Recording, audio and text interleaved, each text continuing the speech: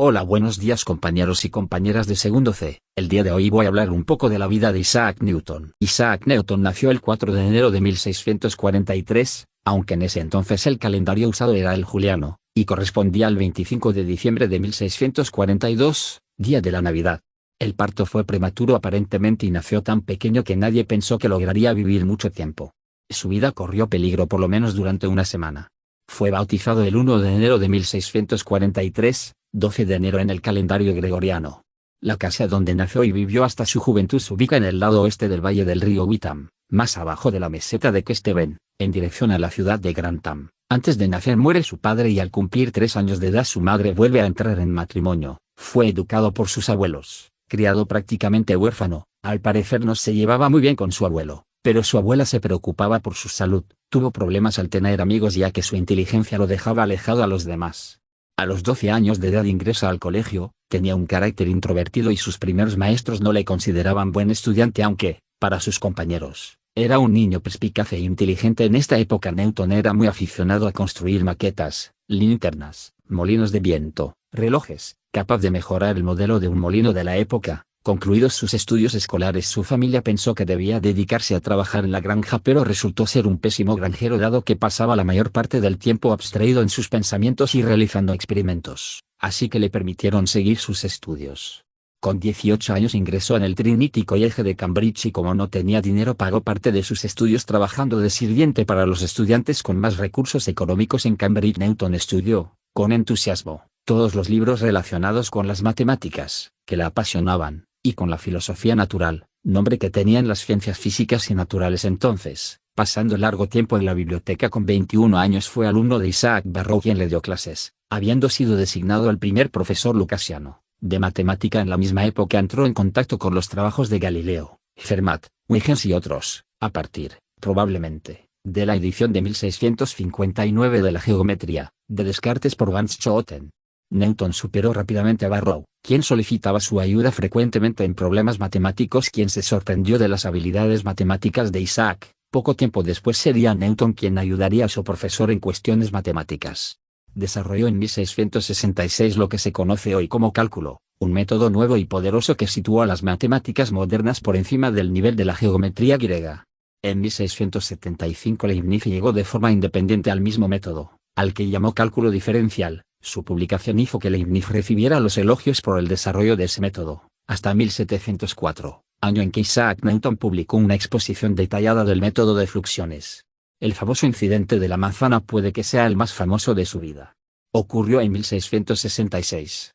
Según su biógrafo, William Stukeley, Isaac Newton se encontraba bajo la sombra de un manzano en su granja cuando del árbol cayó un fruto. Fue entonces se le ocurrió la idea de la gravitación. Se preguntó por qué la manzana desciende siempre perpendicularmente respecto del suelo. La manzana en cuestión le llevó a plantearse la existencia de la gravedad, una fuerza universal de atracción de los cuerpos que según su modelo podía expresarse como el producto de las masas de los dos cuerpos dividido por el cuadrado de la distancia que los separa.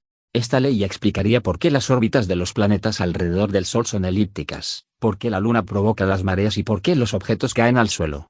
Newton fabricó su telescopio reflector ya que sospechaba que podría probar su teoría de que la luz blanca está compuesta del espectro de colores.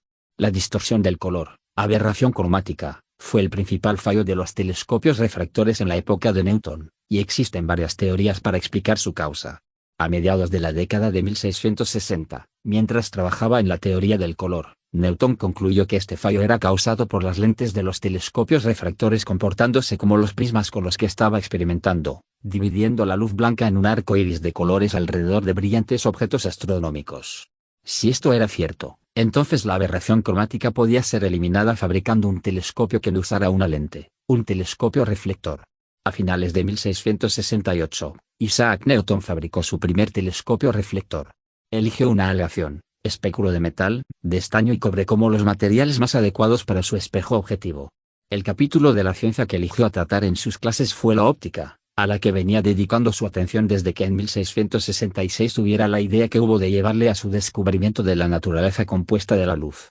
En febrero de 1672 presentó a la Royal Society su primera comunicación sobre el tema, pocos días después de que dicha sociedad lo hubiera elegido como uno de sus miembros en reconocimiento de su construcción de un telescopio reflector. La comunicación de Newton aportaba la indiscutible evidencia experimental de que la luz blanca era una mezcla de rayos de diferentes colores, caracterizado cada uno por su distinta refrangibilidad al atravesar un prisma óptico. El primero en oponerse a sus ideas en materia de óptica fue Roberto Oke, a quien la Royal Society encargó que informara acerca de la teoría presentada por Newton. Oke defendía una concepción ondulatoria de la luz, frente a las ideas de Newton, precisadas en una nueva comunicación de 1675 que hacían de la luz un fenómeno resultante de la emisión de corpúsculos luminosos por parte de determinados cuerpos. La acritud de la polémica determinó que Newton renunciara a publicar un tratado que contuviera los resultados de sus investigaciones hasta después de la muerte de Oke y, en efecto, su óptica no se publicó hasta 1704. La obra máxima de Newton, Principios matemáticos de la filosofía natural, vería la luz mucho antes. En 1688 es elegido miembro del Parlamento, en representación de la Universidad de Cambridge. Su actividad parlamentaria, que duró hasta febrero de 1690, se desarrolló en estrecha colaboración con Charles Montagu, más tarde Lord Halifax, a quien había conocido pocos años antes como alumno en Cambridge y que fue el encargado de dar cumplimiento a los deseos de Newton de cambiar su retiro académico en Cambridge por la vida pública en Londres. En 1693 sufrió una gran crisis psíquica, causante de largos periodos en los que permaneció aislado, durante los que no comía ni dormía. En esta época sufrió depresión y arranques de paranoia.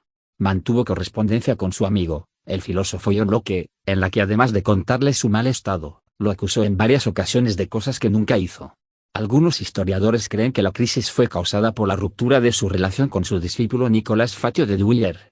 Sin embargo, tras la publicación en 1979 de un estudio que demostró una concentración de mercurio, altamente neurotóxico, 15 veces mayor que la normal en el cabello de Newton, la mayoría opina que en esta época Newton sufría envenenamiento por mercurio al hacer sus experimentos alquímicos, lo que explicaría su enfermedad y los cambios en su conducta. Después de escribir los Principia abandonó Cambridge y se mudó a Londres, donde ocupó diferentes puestos públicos de prestigio, siendo nombrado preboste del rey, magistrado de Charterhouse y director de la Casa de Moneda.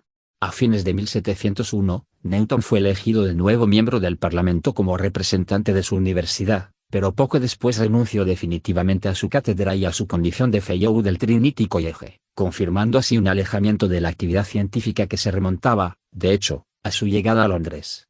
En 1703, tras la muerte de Oke y cuando el final de la reacuñación había convertido la dirección de la Casa de la Moneda en una tranquila sinecura, Newton fue elegido presidente de la Royal Society, cargo que conservó hasta su muerte. Los últimos años de su vida se vieron ensombrecidos por la desgraciada controversia, de envergadura internacional, con Leibniz a propósito de la prioridad de la invención del nuevo análisis, acusaciones mutuas de plagio, secretos disimulados en criptogramas, cartas anónimas, tratados inéditos, afirmaciones a menudo subjetivas de amigos y partidarios de los dos gigantes enfrentados, celos manifiestos y esfuerzos desplegados por los conciliadores para aproximar a los clanes adversos. Después de una larga y atroz enfermedad, Newton murió durante la noche del 20 de marzo de 1727, y fue enterrado en la abadía de Westminster en medio de los grandes hombres de Inglaterra.